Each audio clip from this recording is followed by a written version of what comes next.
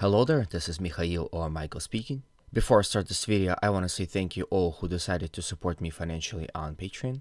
Now, without further ado, let's jump straight to Bakhmut. We'll start here in the center along this rail line. It is reported that heavy battles are happening around this rail line as of right now. Russians had took this much territory for the last 12 to 24 hours. They are attacking along this entire front line. As you can see, the salient here is getting smaller and smaller, and I would assume that there are no more Ukrainian troops within this small salient, as again, a crossfire here must be immense. Also, Russians are attacking here along this entire front line. If we zoom in, we can see that this center right here is difficult for Russians to storm. As you can see, here are some high-rise buildings, as well as right here. So heavy fighting here is justified. Then Russians have finally closed the salient that was located here, and now attacking beyond it, along the Pushkina Street, towards the center of what's left of the city of Bakhmut. Then we go to the Samolyot district located here. Fighting continues along Korsunskova Street.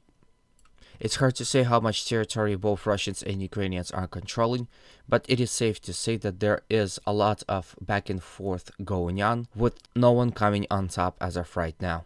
Then we go to the north, where again heavy fighting had commenced in the last 24 hours. And as a result of that, Russians had captured bigger portions of Ukrainian positions in this sector. They had captured the hospital here and territory around it, as well as this area. Advanced from Kraina Street. It would seem they have full control of that street as of right now. Fighting continues within the area of an old military base here, as well as along the forest line and within it.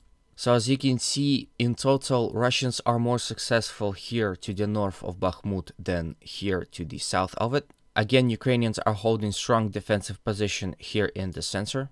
And with Russians successfully attacking here to the north, they might as well retreat altogether behind the defensive lines of this sector of high-rise buildings. The reason why Ukrainians are holding this part of the city hard is because it covers path towards Khramove and this road right here, for which Russians and Ukrainians were battling out for months.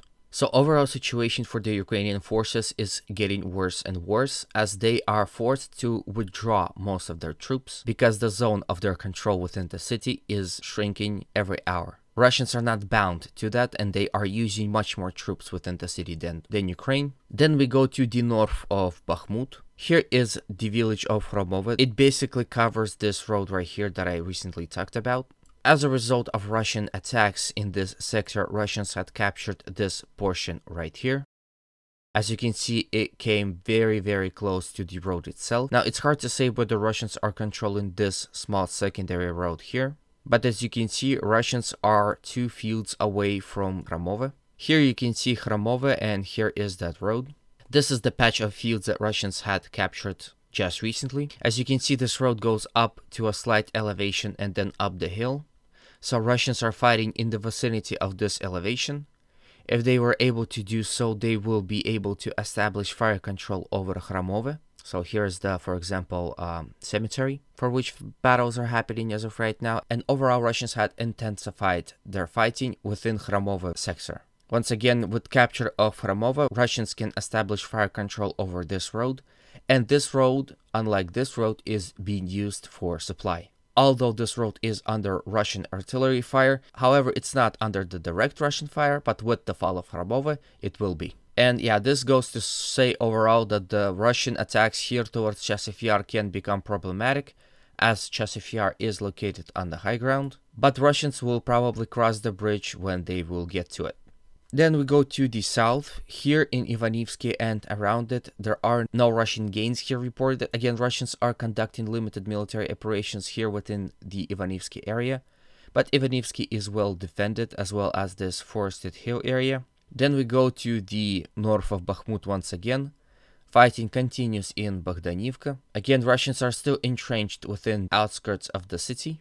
However, it is mostly artillery that is working in this sector. Same goes with Grigorivka and Orekhovo-Vasilivka. Fighting continues along E40 highway as Russians are trying to gain control over this patch of forest area. It basically covers the path towards Minikivka, and fighting continues around Zalishnansky. Then we go to the Seversk front. Here Russians are attacking towards Spirny and Verkhokamensky, as well as Belokharivka.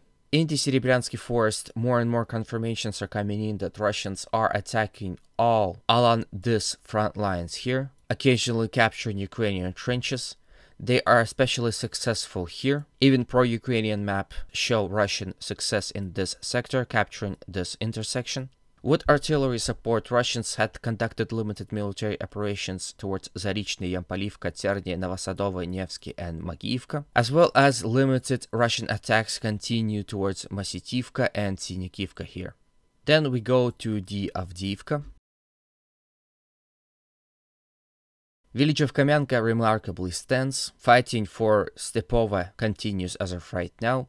Heavy fighting within Novokalinova, Krasnogorivka and Novobakhmutivka triangle continues, as Russians are getting more and more land near and around this rail line and advancing along this road. It would seem that Russians are also conducting limited military operations towards Alexandropol. Then we go to the south of Avdiivka. Here in this sector, heavy fighting continues for the control over the trench lines. Russians are striking from Vodany towards Severny and Tonenki and bombarding Lastachkina, Orlivka and Semenivka, as it is used to supply Avdiivka city itself. Fighting continues in Pervomaisky. Russians conducting military operations here from Vodany as well as from Pisky along the E50 highway, and Russians are attacking Nevelsky as well. Then we go to Marinka front.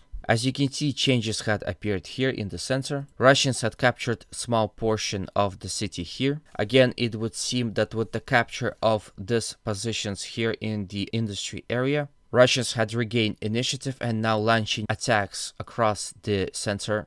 Russians are bombarding heavily the outskirts of Marinka in an attempt to not let Ukrainian forces reinforce their brothers in arms. Fighting for the village of Pobeda continues. Then we have Novomikhailivka, towards which Russians were also attacking, but once again they are mostly using artillery here. At last we have Vuglidar. In the last 24 hours, Ukrainians were on the counter-attack in this sector. They were counter-attacking towards the Dacha area, as well as in this sector and near Pavlivka.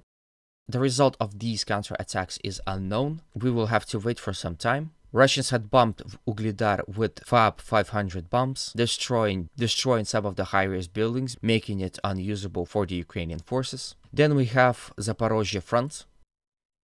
Again, activity of Ukrainian troops had risen highly since the last time we talked about it, as Ukrainians had launched several probing counterattacks here in these sectors, especially around Orikhiv. It's hard to say how much gains they had acquired. Some say it is actual Ukrainian counteroffensive, but the reports are coming in that it is not. Ukrainians just now started to clear their own positions of their mines, so the counteroffensive is still to be commenced. Russians had started evacuating citizens within this sector right here. Not necessarily because they're expecting Ukrainians to capture or come in the near vicinity of the settlements here, but because if the Ukrainian counteroffensive will begin, this will be the active front line, and these cities will be used as a supply hubs.